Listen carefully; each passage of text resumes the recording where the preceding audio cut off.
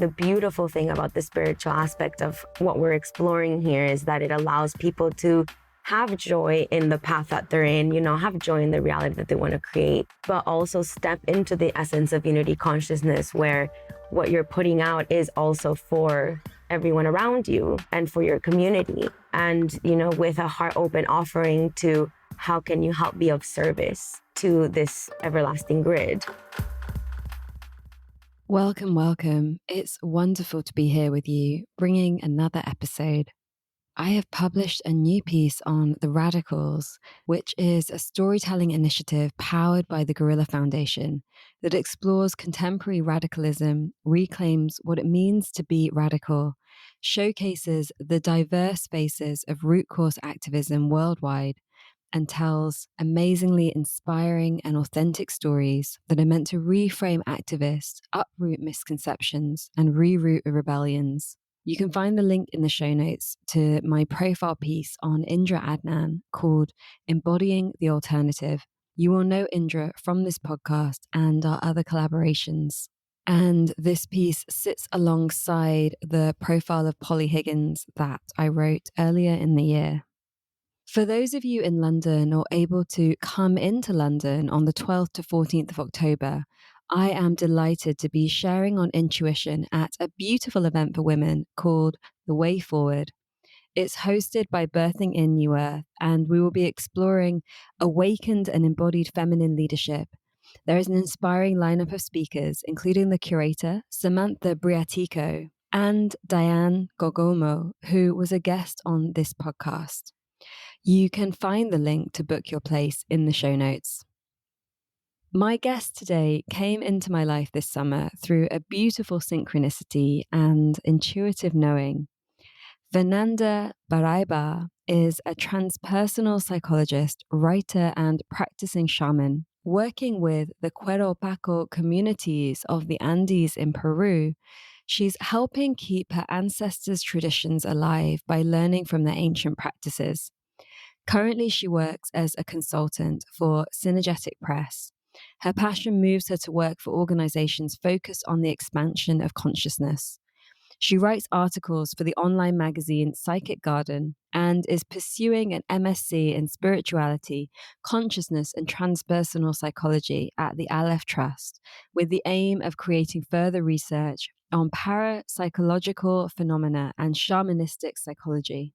In this episode called Our Collective Imprints, we explore the themes of shamanic practices, reverence, and redefining value as we speak to the question, how do we cultivate a new collective global power and reverence that thrives in a balance of our spiritual, intellectual, and ancient wisdom? We hope that this episode gives you a deeper and more balanced understanding of our world and inspires you to live in global solidarity. Welcome to All That We Are, with me, your host, Amisha Gadiali. On this show, we explore the weave between activism, the sacred, creativity, and regeneration, the spaces where our inner and outer worlds dance. From healing trauma to nature connection, to new technologies to ancient wisdom, it's time for us to move beyond silos and into an integrated way of being. Every one of us has ideas and personal experiences to share that can lead us to a more beautiful future. Despite the challenges we face as a global community or the pressures we meet in our daily lives, when we stop and dare to listen, to ask ourselves the big questions, and to share what we are already doing and envisioning, we create the futures of our wildest dreams. And we begin to embody all that we are, all that we are becoming, and all that is possible. Fernanda, it is a great delight to welcome you to All That We Are. Thank you for being here and coming and sharing your wisdom and your heart with us. Thank you. Thank you for having me. What is it that comes to you when I ask you, what are the futures of your wildest dreams? First thing that comes up for sure is that the future of my wildest dreams cannot be thought if it's not intertwined with the future of the planet. Every time that I think about that, I think the image that my mind creates automatically is like an image of the world, kind of seeing it from the outside in a way. And I was been pondering this a little bit of, I don't think anything that my personal future does, it can't exist without thinking about the future of what this planet would be. Because I guess without the future of the planet, really, my personal future would have nothing to withstand on, really. So I think, yeah, that's one of the things that comes up when I think about that. Of wildest dreams, I guess, would be to see the planet happy. I'm not really sure what that would look like, and I think there's so much in to unweave from that. But actually, in the train ride this morning, we were passing by this one area, I think was between Walthamstow and Clapton here in London. And I had never noticed this before, but you could see this view of the city really far away and all of this garden. And there were actually some cows that were there in this like beautiful kind of walkway. And I'm like, what are the cows doing in the middle of London? It just kind of gave me this like future punk kind of vision of how the future looks like sometimes, of nature intertwined with concrete in a way. And it kind of made me feel like, I feel like I'm looking into the future a little bit of how like these landscapes can look. And I feel like that's what my dreams a lot of the time were intertwined with. So your dreams are intertwined with the urban and nature coming into harmony? Yeah. Every time that I would see or imagine a future or a dream or anything like that, it comes with that weaving a little bit. Because, yeah, I think when I think of the word future, immediately my mind goes to like, how can I think of my own future if the future of this particular planet isn't really looking very positive sometimes? And I know that it is. But then when I think about that, that's kind of where my mind goes a little bit. What do you mean by you know that it is? I guess what I mean by that is having a certain level of trust, like we say, sometimes in the spiritual realm or in that realm of trying to find hope and uncertainty, I would say that everything, is in perfect time or everything is perfect, you'd say, because even the things that seem chaotic or in entropy or destruction are part of the building blocks anyway, essentially. I guess I hold that frequency of like, I know that no matter what, it's going to turn out how it needs to, even if that means that it's not something that we imagined or hoped for or fantasized. Mm-hmm. But yeah, I do keep the trust, especially by looking at the surroundings, that it's going in a way that is going to be beneficial or hopeful. How do you see it from your perspective? You're here in London, you're Peruvian, you've spent a lot of your life in Venezuela. So you have like a very different understanding of the world than, say, other people that are living in London. I'm curious for you what perspective that gives you and how you see things in a bigger sense of where we are.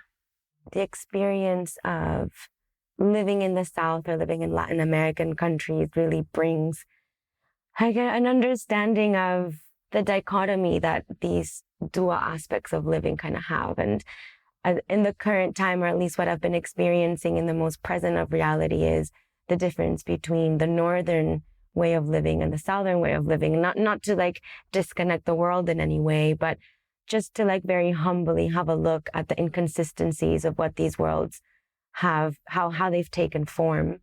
And being raised in Venezuela, I was very aware and a witness to certain injustices, of violence or injustices of how, certain societies can grow, but also the greediness of what was the reality of really happening in the world, in the sense of the need of taking resources, the need for selfish gain, the need for greed, and all of these kind of aspects that we see. And I think that's just really given a perspective on how these spaces have grown. So like I remember when I first, left Venezuela, and it was such an unstable, environment. And I think by the end, because I was there during Chavez's regime, and then by the end, after he passed away, I think in 2012, things got very unstable, as you can imagine. And I remember coming to London. I was living in Miami and stuff, but I think it was the first time that I came to London that I opened the door to the apartment and just walked. And I had this sense of relief of like, yeah, there might be stuff going on in the city, but I can just walk. I can go anywhere. I can, door to door, anything I can imagine. And there was this one reality I was in the past where in order to get anywhere, you had to make sure you looked 3 ways, got into a bulletproof car, make sure that where you were around, nothing was going on and it was an unsafe place. And it really brought about like the perspective of what freedom is and how these different spaces can provide that, but also the intertwining of how the North has maybe sometimes created instability in the South for a personal gain. And there does come a little bit of anger, like injustice sometimes that I think, is healthy in my opinion. But to really look at, why there's instability in these places. And I think the current environment or the current space is showing that a little bit more, at least in the last couple of years. I feel like, seeing the instability in Peru or seeing all the protests that have been going on, it's not something that is new. It's just something that's being revisited. And yeah, from experience, I think it's important to listen, at least if we can now. Yeah, we were talking before when we met about that the only time I went to Caracas was in 2002, and it was very much like, don't go out, like walk quickly, like, don't go here, don't go there. And I'm curious of that relationship between that sense of freedom, like not being there because of this political instability, but also the freedom that might exist culturally.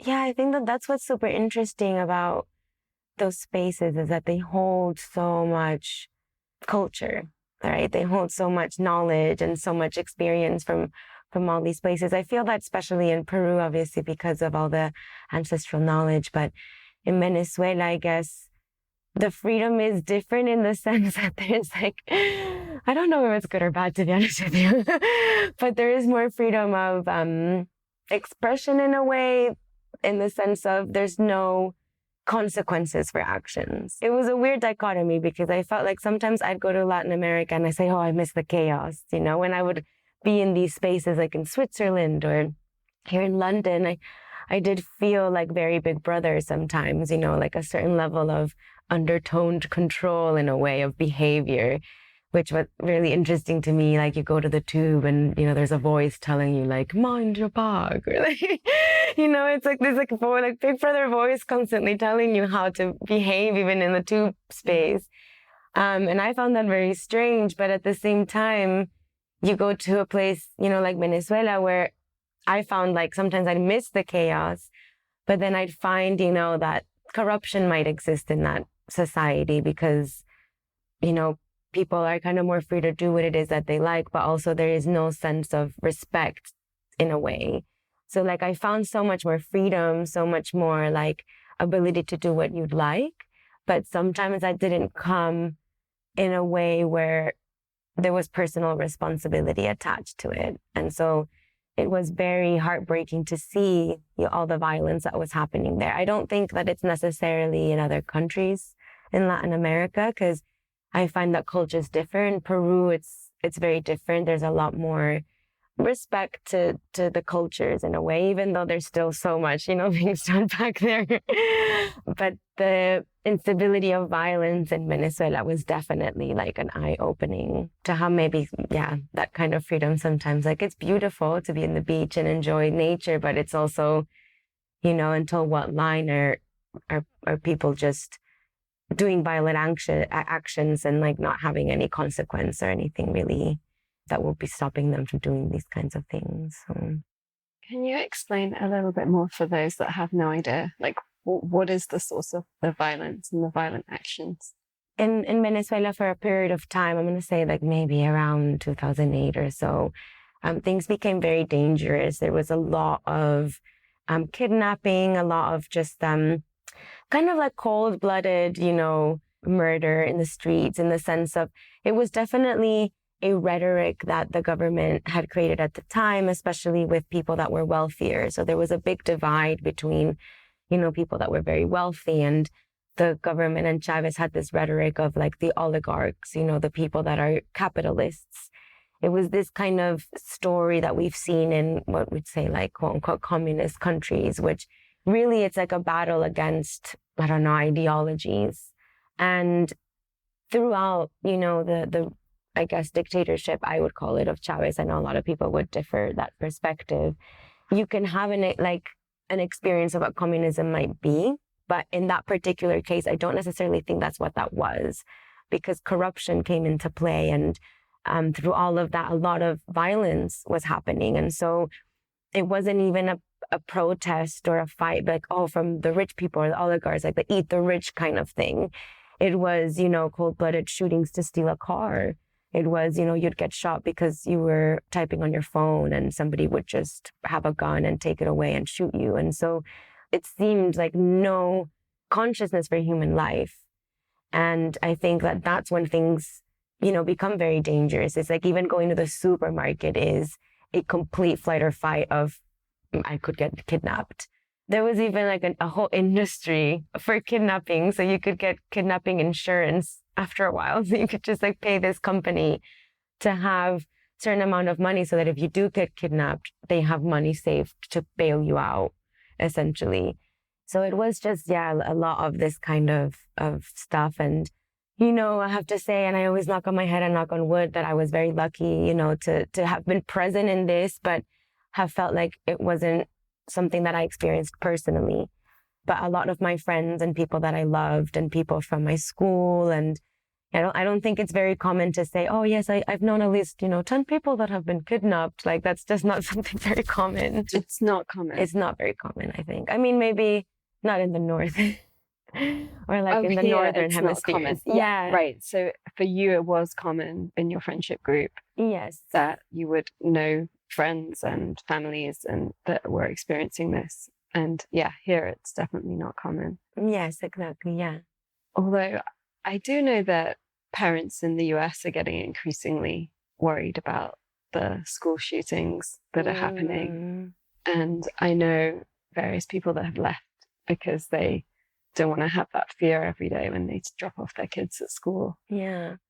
No, and that's definitely like a relatable feeling. And I think we start to then notice a little bit of the different exodus that has happened in different countries. Like in Venezuela, it was just very interesting to see how many people left and what kind of that has caused in different countries because of the migration of how violent it was. And now we're seeing that in the US, we're kind of watching the fall of an empire that's also then starting to experience the things that other countries are experiencing.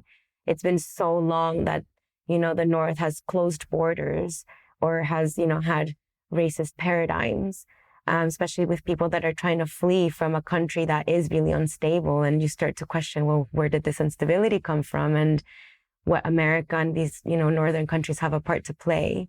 So there is maybe a level of empathy that then can be shared by these experiences where it's, we're all experiencing this and it's not something that we want to have as present in any country, Nobody wins from this. I mean, shareholders, maybe. Yeah, maybe.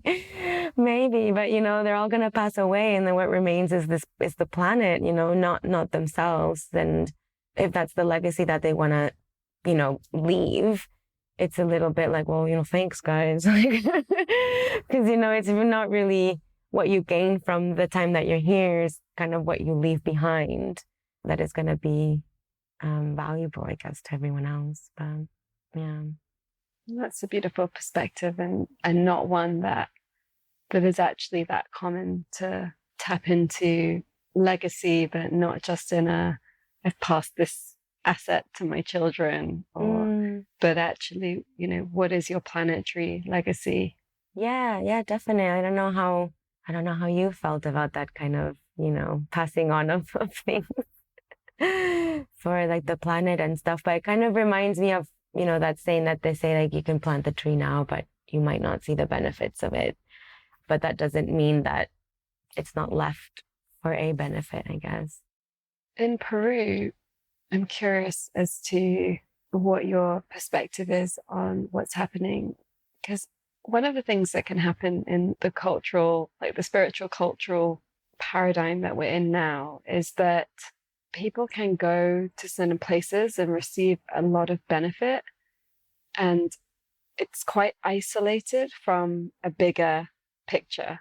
And so one example is in Bali, which is a place where I've spent a lot of time, that a lot of people are there enjoying the beautiful smoothies and the events and the experience of being on sacred land, with very little understanding of what the Indonesian government is doing and other aspects of what's happening in Indonesia, for example, what's happening in West Papua, and that those things can get so like siloed. And of course, Peru is a place where many people from around the world are going to the Sacred Valley to experience teachings and medicine, perhaps with very little understanding of Peru as a country and what actually is happening at this time for that country and its citizens. It was something that I witnessed being there. So in December of, what are we now, 2023? In December of 2022, when the protests kind of started to really kick off, it all started with a political inclination. There was a coup, I guess you'd say, from an indigenous president, Qero Paqo, that was reigning for a few years. And the last kind of action that he did with the council was essentially wanted to change some rules or some laws. And through doing that, I guess it would kind of impeach or kind of like, move around stuff from the council that they were just a bit like, no, this could be a dictatorship. And because of fear of this kind of behavior and this kind of tendency that we've seen through Chavez and Pinochet and like other dictators of Latin America, there was a bit of a fear. And so they revoked him, they impeached him, and they put him in prison. And a tentative president came in called Dina Boluarte. And this is what caused all of this to kind of ignite. And what was really interesting was that at the time I was in Pisac and Cusco in a community there, and there's a lot of expats and a lot of foreigners. And there's, a certain amount of people that have a lot of reverence and that wanted to be present and wanted to help as much as possible. But there was another disconnect where you could see that the Peruvian people were really wanting to protect the tourism and the tourists, especially in that area. It's something so precious to the families there. They live off of tourism. And so they had such a big esteem for people that are, foreigners, that, they'd call them. But I remember walking down the street and there was this one man that was speaking to a foreigner, expressing how he felt like by them not respecting the paros, like the respecting the governmental stuff that was going on. Sometimes you'd see a spiritual person walking down to go have their coffee, even though the town had agreed that it was going to be a stop because they're protesting. And there was little respect of these things that were going on sometimes. And he was sharing how disconnected he felt the foreigners were, that there was like no level of, camaraderie with the situation and with the people. And like, it's so great to come to these places and receive all this wisdom and all this knowledge, but it's very disconnecting, if you're not also there to understand the history of what is going on. Because by understanding what's going on there, you kind of get an understanding of the entirety of what's going on in the planet in a way. And it kind of stems in this fractal of Peru, which is one of the countries that is feeding so much of the world, the same as Indonesia, the same as Africa. All of this mining is going on and it's completely unjust. Like even the governments of these countries are, like Fujimori was one of the presidents of Peru that is, now in prison because of human rights violations of how he was treating the indigenous people. There's roots of so much racism and so much disdain and so much very negative treatment of indigenous people, that spiritual people are now coming in to like lift up and respect and listen to their wisdom. But there's been a whole, history of slavery and abuse that isn't being recognized by not standing up to the fight with them. Because at the moment you see the protest and it's all of these indigenous mamitas fighting against these forces of police, their kids dying, for them to have a voice. And for so long, that was not happening. And so I definitely think that there's a movement forward of foreign people. I'm not necessarily saying anything about, color or anything like this. I'm going to say, people that have been raised in, let's say, the modern world or in the northern countries to also be angry of the treatment of these people. Because without them, you're not going to be getting your iPhones. You're not going to be getting your computers or your avocados or your coffee. Your coffee, especially your coffee, And I think that there's a moment of silence to look at these people in reverence and respect and hold them in this high esteem, because they are the heart and the soul of this world. It's not us that are, in office positions. Like, no offense to, I find all of these jobs really, honorable, but in an office job that might be a little bit, made up, that is not quite tangible of like, oh, what are we actually doing to help the earth and the soil and regenerating our planet? It's kind of these made up egotistical senses of esteem or of self-importance. And when you really look at it, it's like, let's at least also have a moment, for the resources that are feeding us, for the people that are really working their butt off for this. Like, I saw a graphic the other day that was showing how it was really like 90% of the planet that is creating, a lot of the climate change and a lot of the emissions is actually part of the Northern Hemisphere. So it's pretty much like, I don't know how much percentage of the resources of the South are really just coming up here for us to have this lifestyle, which is like a capitalist, machine.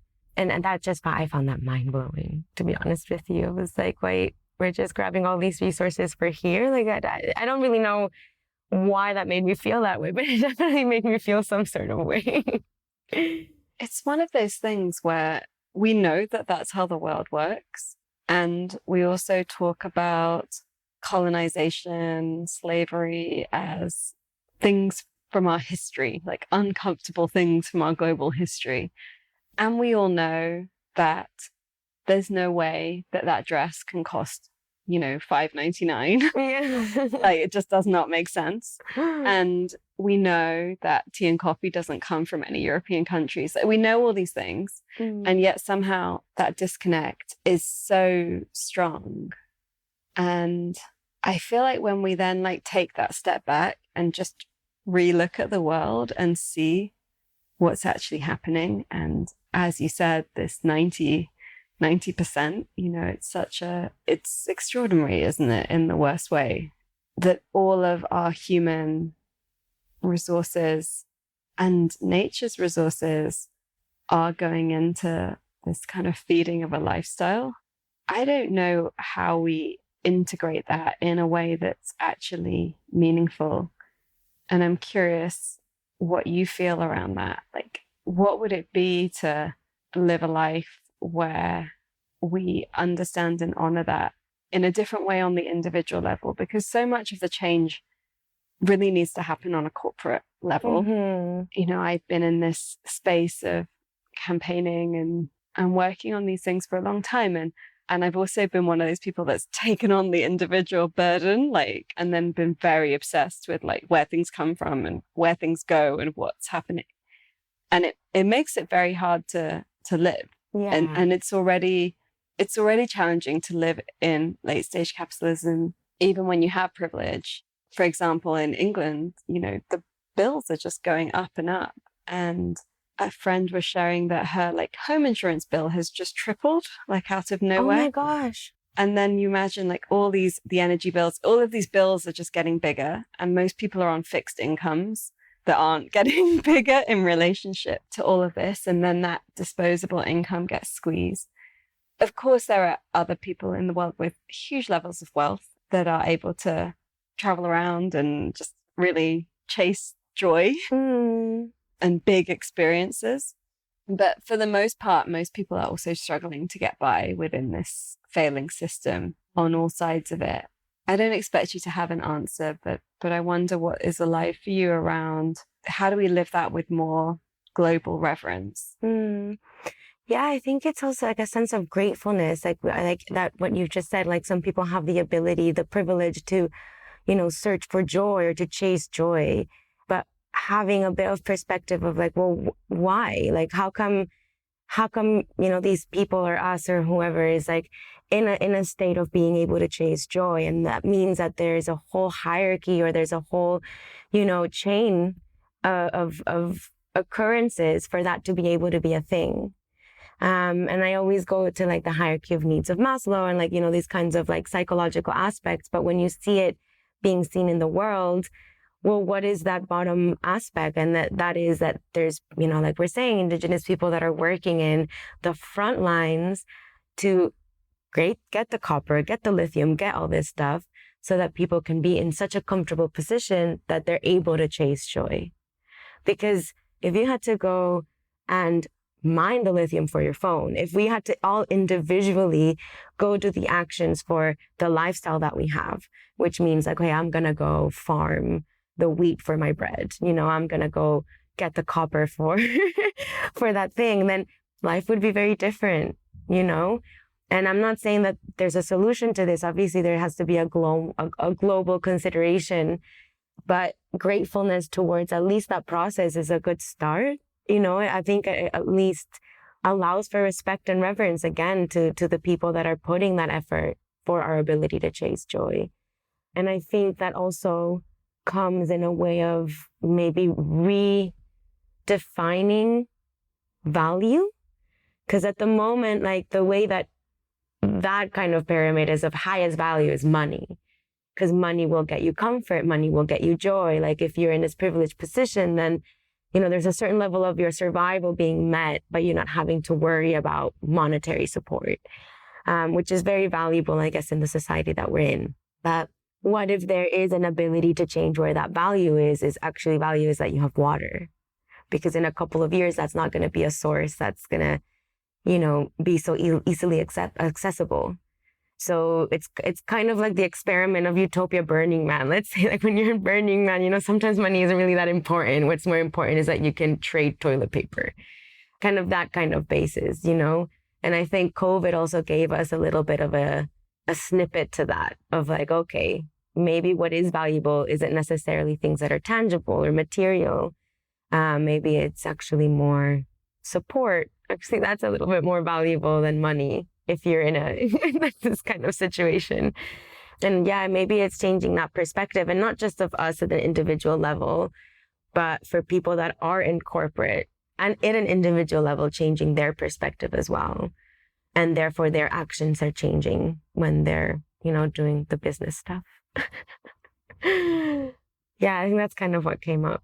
It's interesting that you mentioned Burning Man because there's just been this rainstorm and everyone got stuck on the playa and the music and the water and everything got turned off. And it was quite interesting watching it from the outside because I feel like at this stage, I have been to Burning Man. I have had extraordinary experiences there.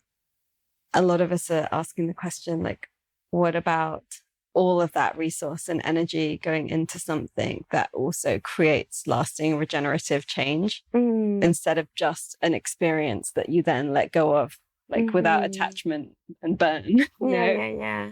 And the interesting thing, just kind of reading all of the stuff that's been on the internet, is many people were hoping that all of those beautiful, privileged, incredible, creative souls that gather there, that it would really invite in a deeper understanding of where we might be. And most of the people that I know that went to that burn have all come out saying, that was my best burn yet, because they experienced camaraderie and resilience and ways of handling the uncertainty together in community. But there's also something around having these experiences that are kind of created to experience something like that, which is happening all over the world without the end date without the sense of getting out to anywhere. I'm curious, like, how we can integrate those things, because so much of the change maker space of those that have perspective, like, it's now really angled towards like joy and peak spiritual experiences in a way that it wasn't many years ago, where a lot of people that had that were much more interested in supporting projects and being on the ground in different places. And then, of course, there's been so much around how that's also a form of like neo-colonization, like people from the northern world going into orphanages and different places, imagining that they have some answers. And so it's quite tricky ground that we're in, where it's very hard to know what the right thing is. And there's a lot of calling out of what the wrong thing is. I'm curious how we can find a way where we come to like a deeper understanding on the entanglement that we are in as human beings and as more than human beings. We understand that the New Age spiritual language of creating your own reality is really only possible for a very tiny amount of people. It's in the language. To create one's own reality is to ignore the reality that others are facing, because it feels like what we're being asked to do here as a species is something way more complex and advanced than we've ever been asked to do before, where there is an invitation into understanding flow states and understanding trauma and purpose and our right to joy, and how to then do that in a way that is in a dynamic relationship with the healing of the planet, that making the planet happy, as you said at the beginning. Yeah, I think it's just like, it is a very overwhelming shift, being observers of that shift for, I kind of say like, well, however long we're going to be on this planet, we're just the current observers of the time. I mean, there's obviously no clear solution or no clear like, oh, this is like you're saying, there is no right or wrong way to anything, because like you never really know.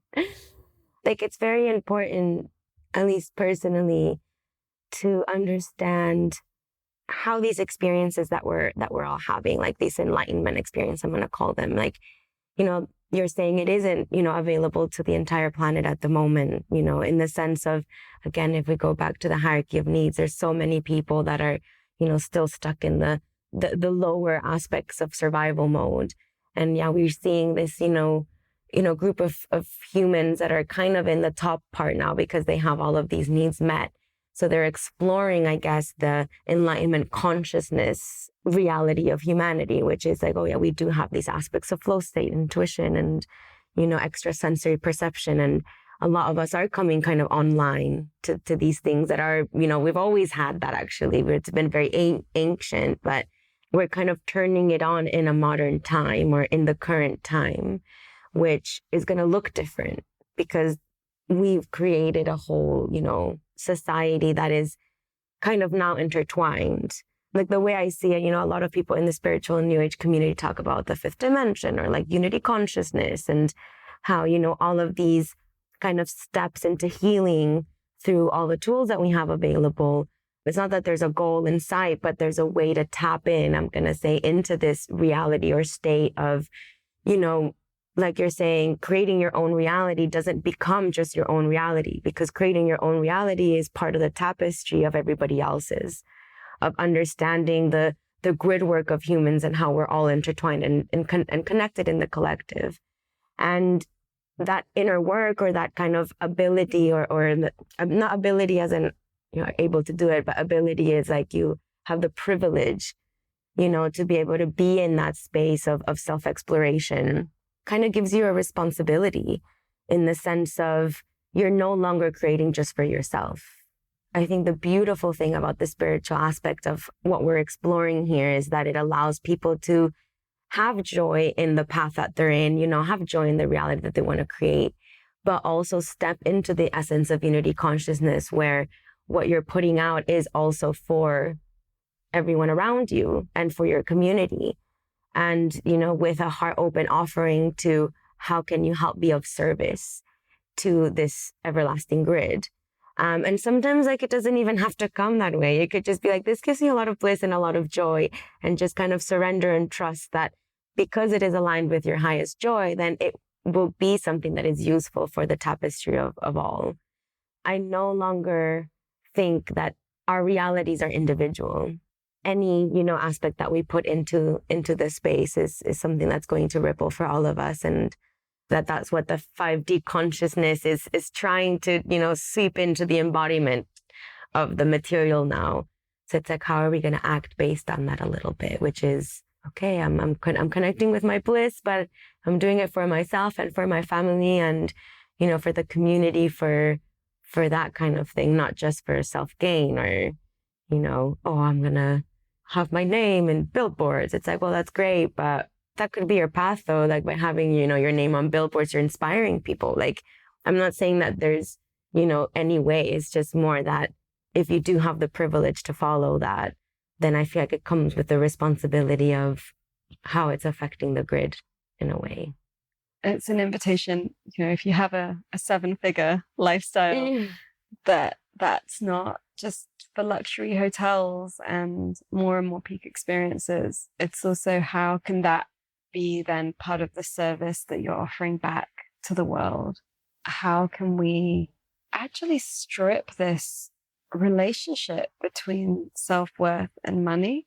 That's something that has seeped so grossly into the world and into the well-being space and the personal development space, that your worth is all about how much money you can make. And then with that, so many people get left behind because not everyone wants to play that game and not everyone can afford to play that game. And, I always say, like, with my mentoring, like, don't come and do it if you have to sell a kidney or it's not for that. There are other things that are free or that are, and we've got to actually like recognize, okay, so if you are tapping into that level of privilege, then what are you supporting? What are you showing up for? Who are you supporting? Yeah, I think it kind of goes back to like reevaluating value, because, somebody let's say that in the whole, aspect of like the human ant farm, I'm going to call it, there is somebody that, wow, they can make money real fast, like good for them. But then that's just like that one channel of reciprocity to the world, which means that they can then become investors or, whatever it is. But then you meet someone that you see that, yeah, maybe there isn't, their craft isn't something that at this point of time makes a lot of money. But the value of what they give people, which might mean that they just are very nurturing, they give a lot of love. And that person's value isn't monetized, but it's so valuable to the world right now. Even if it won't give $100,000, like it will probably give 100,000 people hope. And that is just so much more valuable. Like, at least personally in my way of seeing the world, because that allows 100,000 people to maybe shift and do something. Yeah, I think that there's just different channels of value, and expanding that a little bit more to respect and like give gratitude and give reverence to what those other aspects are. And money it's just one, and it's a helpful tool, just the same as, if we were exchanging rocks instead of bills, would probably be the same, ideology of let's exchange energy, let's exchange something for your time, for your service. And that's kind of what it could be, instead of being the all and all. That's how you value your self-worth. That's how you value everything, your ego, your status. It's like, well, no, that's just a tool. There's all of these ways that actually a human is incredibly valuable, and it has nothing to do with anything that they hold materially. You mentioned the grid earlier. Can you share what that means for those that don't understand? Yeah. Don't know have not heard of that before. So the way that I see this grid is actually based on some research by Rupert Sheldrake, and he's investigated or tapped into the idea of us having a collective morphic field. So kind of seeing our energetic interactions more in a quantum level in a way. He suggests that humans have created a kind of morphic field of resonance in ourselves, inside consciousness. also kind of viewing the different layers of how our consciousness expands. And so in one of those aspects, for example, we have, psychologists like Carl Jung or Stanley Krippner that have kind of dabbled a little bit more on communication through the collective consciousness. It's how, we have kind of certain agreements in language or certain agreements in symbols that we've all kind of accumulated over time. And the grid is this idea of Rupert Sheldrake that we're all kind of also resonating a certain energetic imprint in astral parallel of existence. So like we're here in material, but in energetics and stuff, we're also living an imprint in this plane. So the grid is kind of that idea of like the collective imprints of all of us that remain over time. It also kind of bases on the idea that energy doesn't disappear, it doesn't get eaten and taken somewhere. It's just always constantly being regenerated. It's constantly existing. And so all of this is constantly alive as well. It has really nowhere to go. even if it passes away and how we perceive it, stuff is still staying and recycling and being reused. So yeah, the grid is that kind of energetic value, but of different spaces. So you can have, people doing grid work, which like in energy work is the energetic ley lines that, exist in the planet, and how humans can symbiotically work with these energies because we are a part of this grid. We're a part of that, of this planet as well. And so, therefore, that's kind of idea, I guess, that we're working in the morphic fields equivalent to the material, I guess. Thank you for tuning in. If you are enjoying this episode, do join our membership. For a small contribution, you can be part of our community, where we deepen the conversation and offer spaces of learning and embodiment. As a member, you are a patron supporting the making of this show, keeping the episodes full length, free and accessible for all. And you receive a number of benefits, such as monthly soul space, going deeper sessions, access to our library of workshops, and discounts on all our online and in-person experiences. Our membership is what makes us able to make this show and stay advertising free in a world that is always trying to sell us stuff we don't need. Head to allthatweare.org/membership to find out more and join today. In your journey, how have you got to this place? Like, how has this resonated for you? And how did you understand your ability to contribute to this? The grid work aspect of stuff started showing up to me a few years ago. It's actually been quite like a new understanding. I'm sure some people will relate to like the spiritual path when this happens, of you look back and you understand that there's certain things in your life that have led you to understand that. And I guess, these 2 years, I kind of felt like I was initiated a little bit more into grid work, especially by going back to Peru and going back to my ancestral land a little bit and reconnecting with that land, and through spiritual work or through psychic work, going into different ancestral lands, you can get a lot of visions and downloads and connect to the energetic memory of these spaces. I guess the last 2 years, I was just kind of, in this state of flow and floating and being like, oh, I want to connect with this stuff. But through that, it led me to, different locations where I could see it more. I could perceive it and feel it more, and connected with certain lands where, there was so much pain sometimes and so much memory that was being held there, because this planet has seen so much. We're just a tiny second of its life, and there's so much memory being held by her that, we are lucky to be able to perceive, even if it's just for a moment. And, very lucky to be able to be a part of that and part of that grid, to like allow for those spaces to be seen. That's kind of how I've been understanding it more. I think my logical mind then wants to be like, well, how does this work? Like, what is this? And so I just, I go into quite a bit of more scientific research of it, and then, find stuff like Rupert Sheldrake, that kind of gives a more visual understanding for me on on how things work in a quantum level so that I can be more in tune on how to connect with it. Yeah, because this academic part is an important aspect for you within the space of psychedelics and within the space of transpersonal change. Yeah. I mean, when we're talking about like following your bliss and stuff, I think that was just a space that would make me very happy. So I think it was just interest, I guess, and also push for me to understand, because there's a lot of confusion, I think, sometimes for a human. At least I felt so through the spiritual journey of, I think when any person, even personally, you're awakened to truth for the first time, it's very overwhelming. And I don't know how it felt for you, years ago, but there's always like this moment where you want to research everything because, you're just like, what is going on? The world seems like it's upside down. And this cognitive dissonance of like, all I thought I knew is no longer, And through that process, I did find quite a lot of solace in trying to understand it in an intellectual way. So that kind of was part of my journey. And I think now part of the journey is to try to unravel the intellectual, which is very beautiful as well.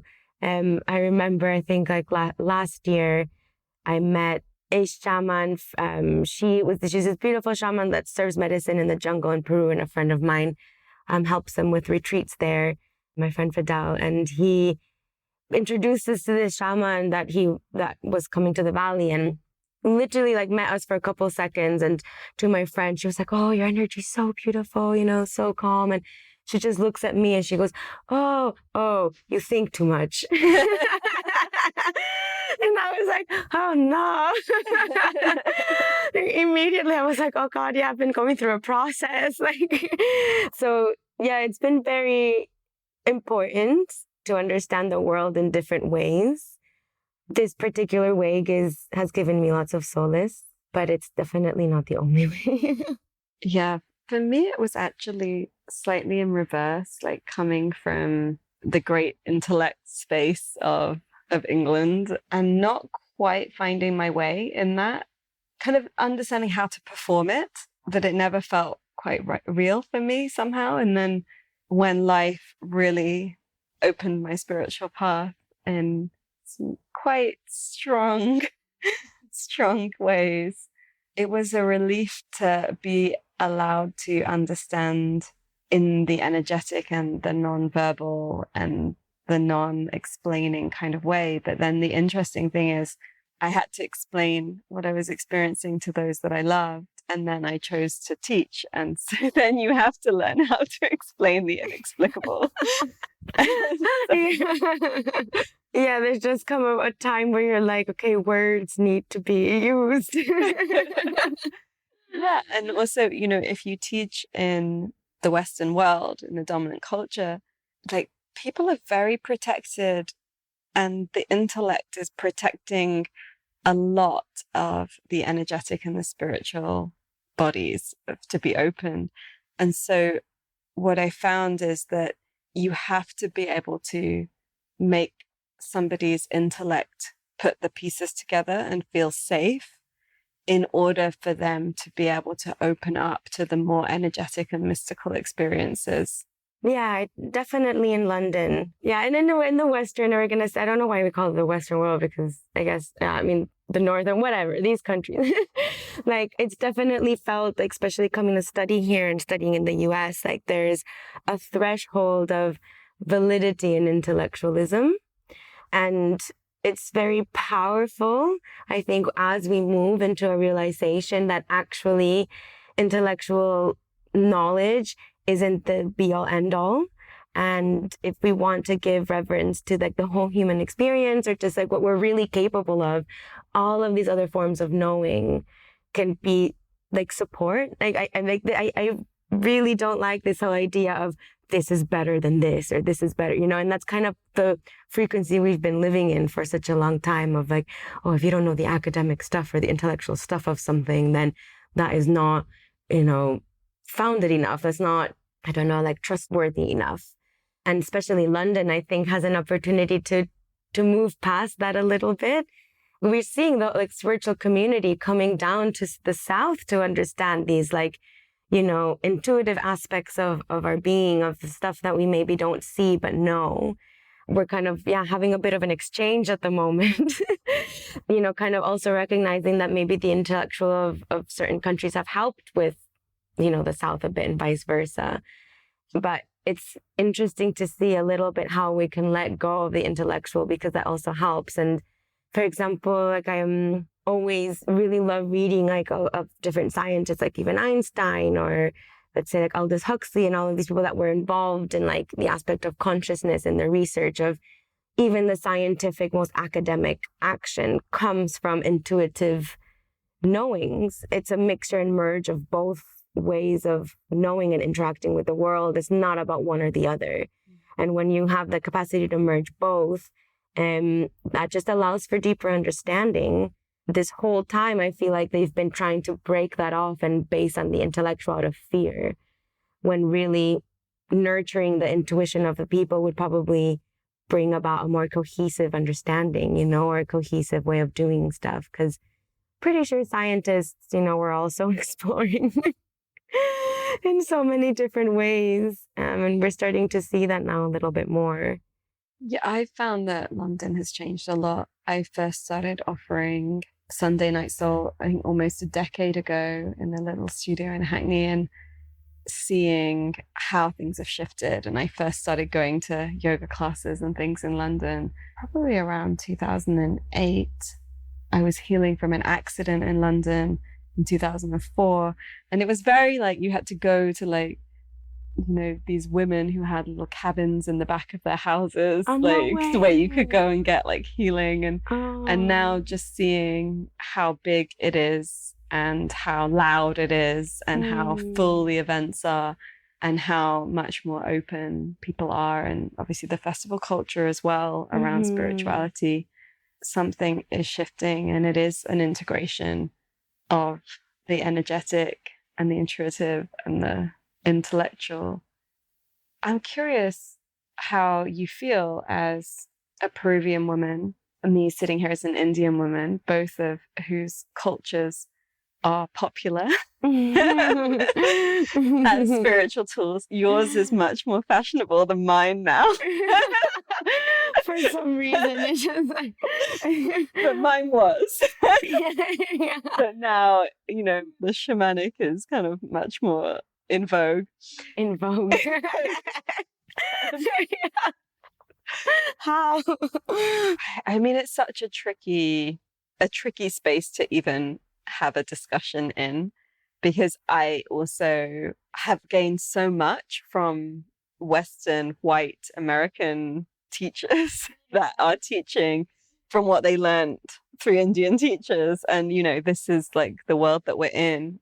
And yet there is this conversation around cultural appropriation and cultural appreciation, and how to really revere these cultures and traditions, and the political system that goes around that, and understanding the economic, social, political reality that those teachers are living in, and that's all flowing through as part of it, and that space of where spiritual practice can be an act of activism, where we can actually live as sacred activists in this world.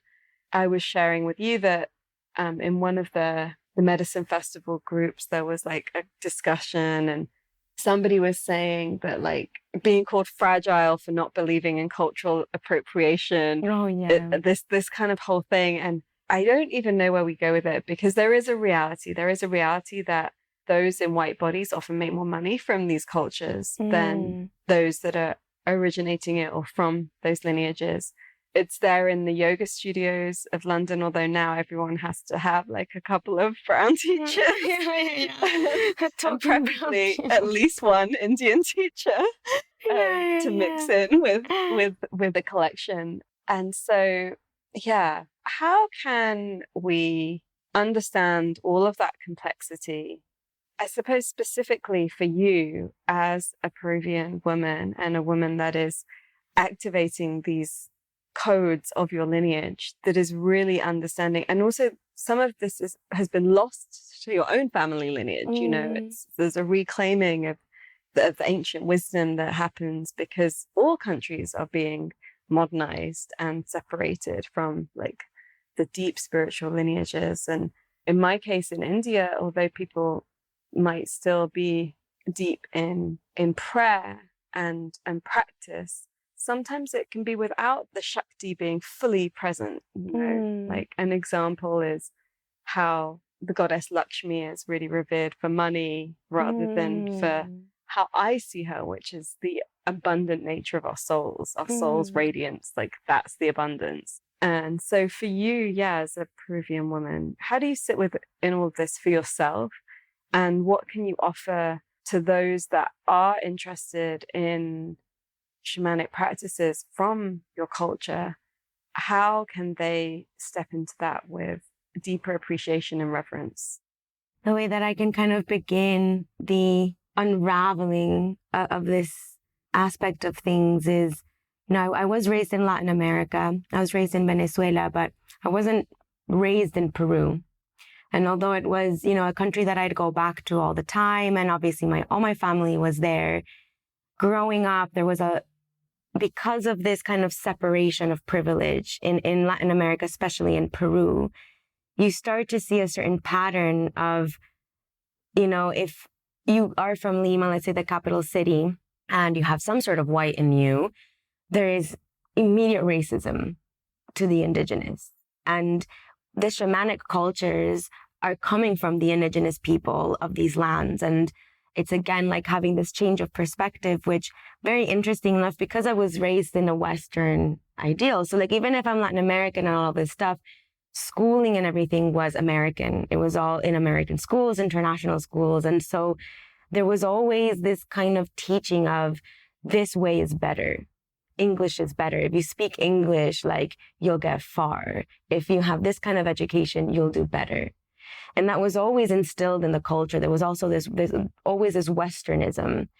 I was raised in that kind of way, but it was really interesting because, I've always been a person that felt like that was wrong. I always felt like there was, not right in the way that, sometimes my family members would treat people of indigenous nature, or the way that they would speak about them. And innately, I was like, there's something not right, obviously, but it was like it was a really beautiful homecoming to obviously awaken to shamanic stuff and realizing where I come from and how interrelated that is.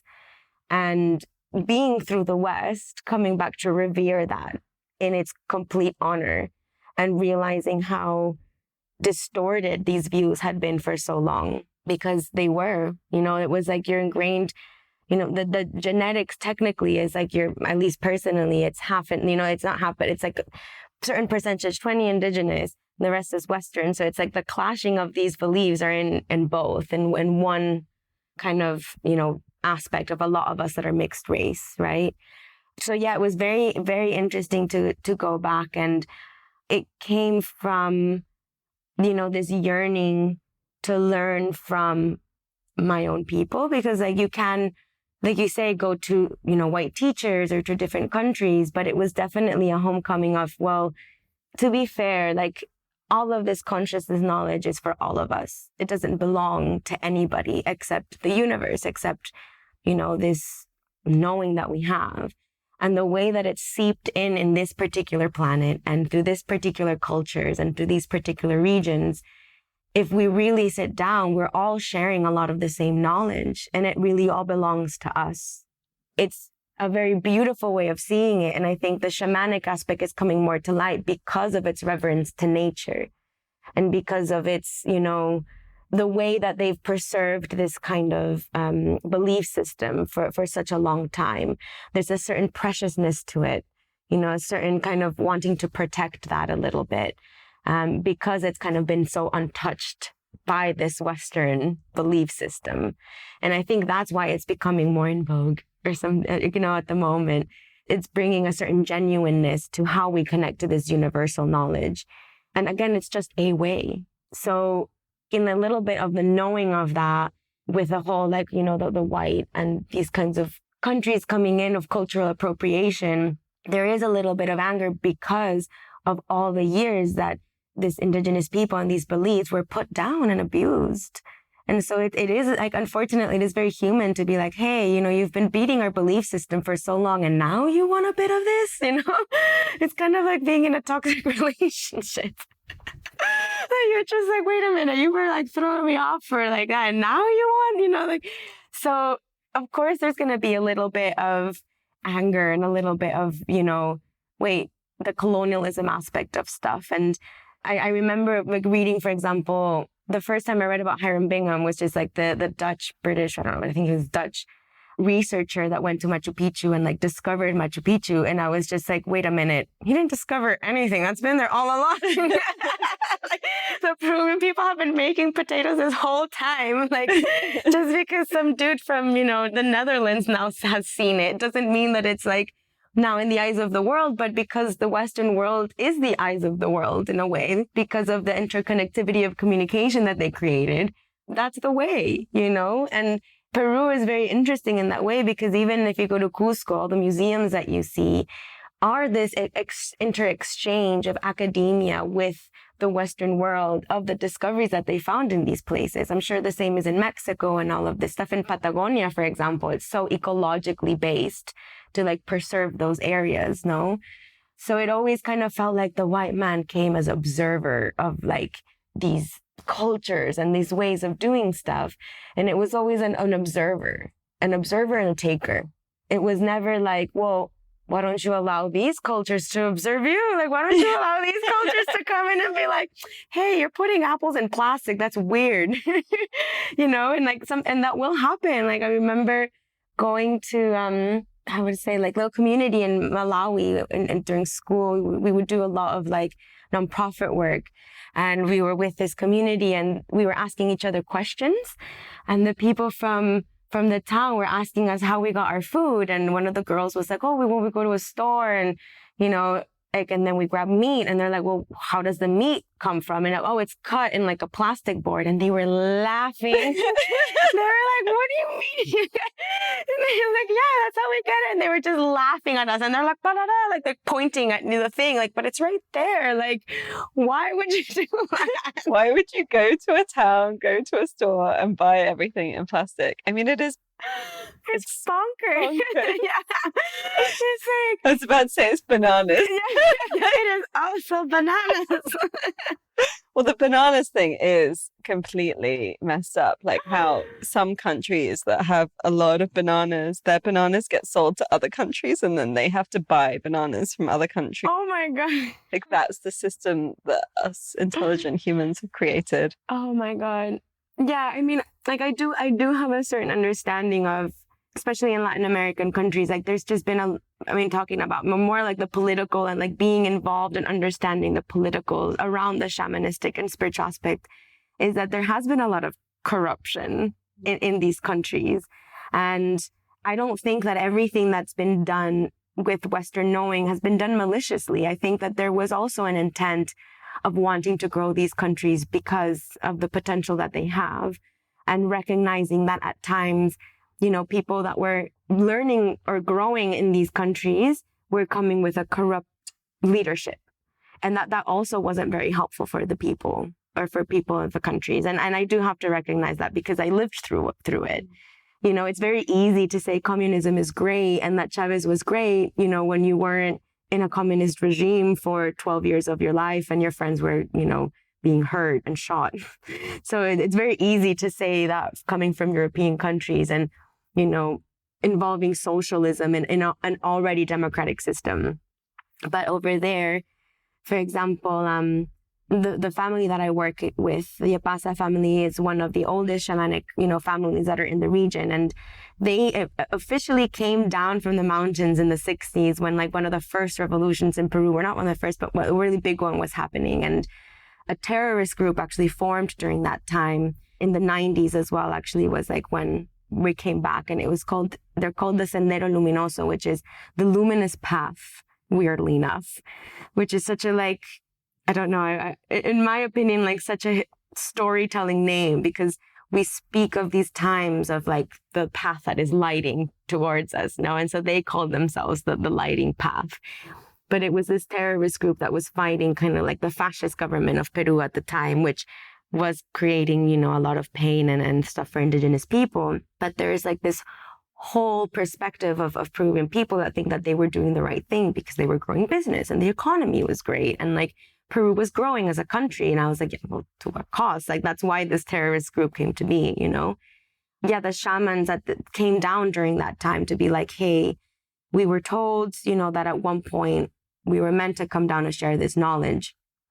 And so they have been trying to do that this entire time. And I think there's such a big pinnacle time at this moment because the prophecies that they've been trying to share, and the prophecies, not just of Hin, but of the Honey Queen, of different Mayan, you know, as well, indigenous tribes and Brazilian tribes, that we all kind of are speaking now in such a, like, I don't know, fantastical storytelling of like the rainbow warriors and like the people that were going to come and shift the paradigm and the consciousness. And you know, the shamans are speaking of the eagle and condor prophecy, which is like when the South and the North meet each other, they will give birth to a higher consciousness. That still doesn't negate that, you know, the shamans are trying to survive and they're trying to make a living through their work. And they're trying to impart this knowledge as much as they can through a balanced energy exchange. And the Apasa family works with the Incan medicine school. They're the Incan medicine school. And they're one of the families that really want to open up this knowledge.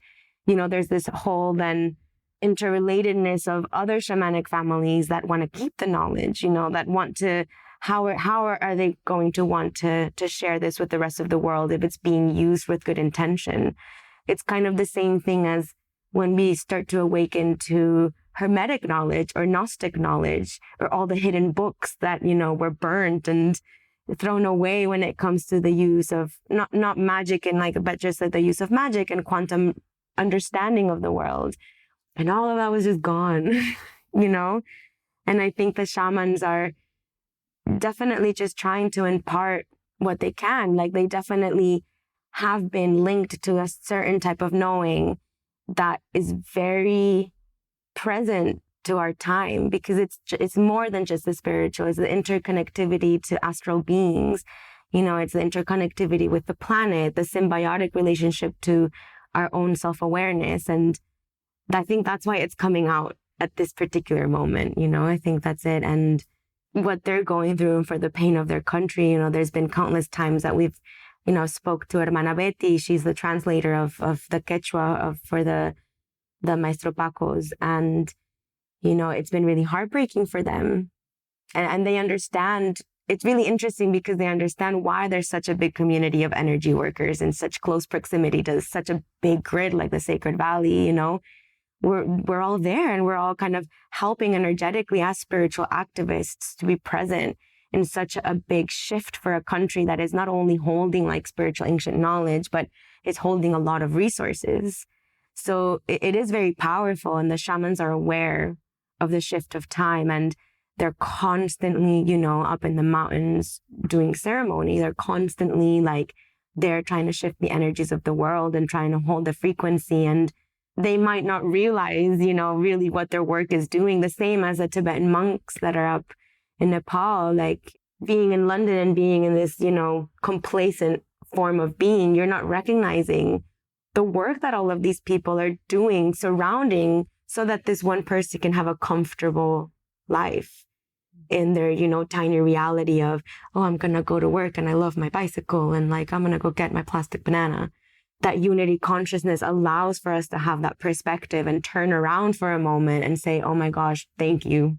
You know, thank you for doing that work. And that's, yeah, I think that's where kind of like that space is. And there is the global energetic spiritual work, and the shamans of this world, like of the Amazon, they are earth protectors. Mm-hmm. They are activists. They are putting their lives on the line to also protect the Amazon for everyone. It benefits everyone on this planet. And so the political isn't disconnected from the spiritual. 100%. And I think that's something that we need to start to recognize, you know? They're in the front lines. Like, we're either for them or against them at this point, because against them means that we're supporting the political structures that are not respecting that land. And that was happening in Brazil with Bolorsano, for example. I don't know if I'm saying his name right, but I I don't know, I don't think he's deemed to even have his name said right at this point.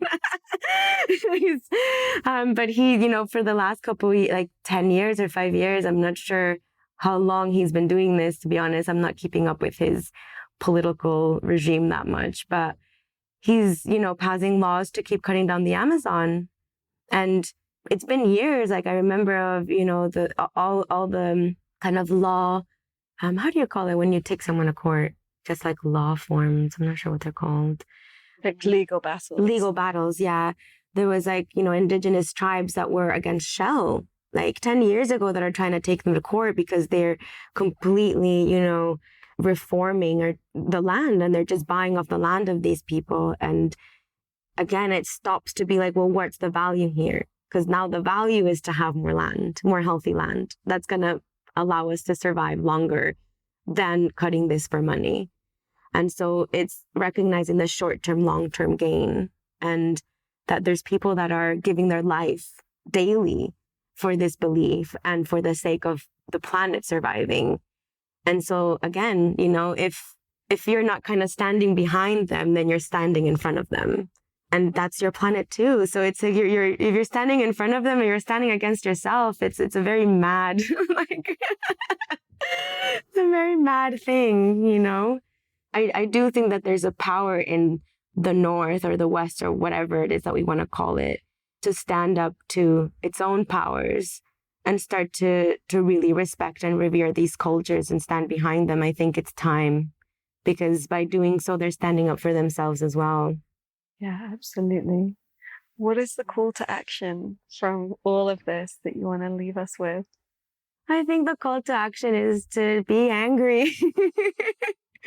To be a little bit angry, but not in the way of, violence or anything like that. Like angry when you start to recognize your self-respect. I don't know if that's ever happened to you in an individual level, but that kind of moment in life where you put more self-respect to yourself. And so you get a little bit angry for, the things that maybe people have done, but you're starting to transform in a way that you're putting those boundaries. I think that's kind of how I'm feeling the call to action, but towards, your surroundings, towards, people that are being rude to the people around you, educating people on different cultures, that kind of stuff, and like standing up for those things in your community. I think that's the biggest call to action we can do at the moment. And also being angry with the corporations, to be honest. just showing a little bit more in that way, especially in London, like especially in these countries. Like the South is doing it. Like we've been protesting for years. And it's been really coming, to a burning spot now where I feel like the South is looking up and is kind of saying like, are you with us? Are you with us? So I feel like that's a call to action. I love that. It's like an alignment of like self-respect and collective respect and planetary respect. Yeah. Like feel all of it. Like it's like nice. Yes. Yes, exactly. And I think also community, the call to action is the community, and going to Medicine Festival and to all of these things has been so beautiful and so illuminating to see the international, community of people that are aligning and self-healing and doing the work. And it's hard for all of us, and to like stick together and give each other love and support. And, that comes from these events. And with Psychic Garden as well, the kind of online magazine, one of our intentions is to bring community together in a neo-Renaissance way, to talk about all of these, like, I'm going to say trippy because I love that word, but like all these trippy things and psychedelic things, and like just, not feeling embarrassed or feeling weird to talk about it, and using the vocabulary and, being open with each other to share our visual and astral experiences. Like it's part of our day-to-day because it is for our individual selves. How would you like others to connect with you? Yeah, I have a website. It's called kawakhealing.com.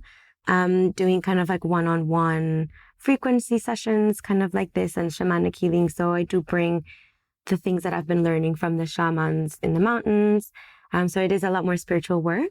Yeah, I'm kind of offering that for people that want to experience or just learn a bit more or do more like energetic work in that way.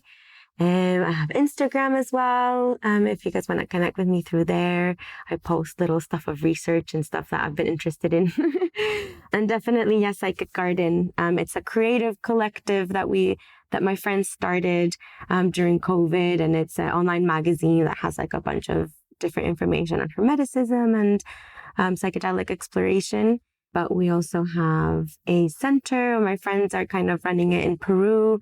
But it's a great space if you ever are interested in coming to Peru. I know that there's this whole fashion on ayahuasca, but it's not that. We're not, it's not about ayahuasca. It's just a creative collective space if you want to come do music or work abroad for a little bit or just kind of interact with other astral beings to have conversations and just know that, there's a space there. There's a community also. My friends have a school called Soul Seed that is really holding a lot of people if you ever just wish to come to Peru and have community. Beautiful. Thank you so much. It's been such a joy to share this time with you. Yes, thank you so much. Yeah, I really find it so beautiful to meet you, and it's been incredible to find another sister that kind of understands the dichotomy of the space. So I really appreciate you. Thank you for listening. We hope that you have enjoyed this episode and it has sparked some inspiration and creativity in you.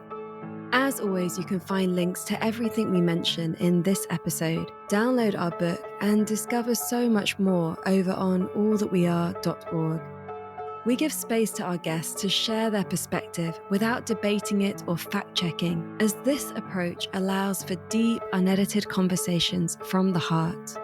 We trust your discernment and wisdom to take what is useful and challenge what isn't in your own understanding. We offer spaces for discussion and integration in our membership community, which we would love for you to join. We don't believe in selling you things you don't need through this podcast, and so it's made possible by you, our beautiful community. If you loved this and would like to connect more deeply with us, please join our membership.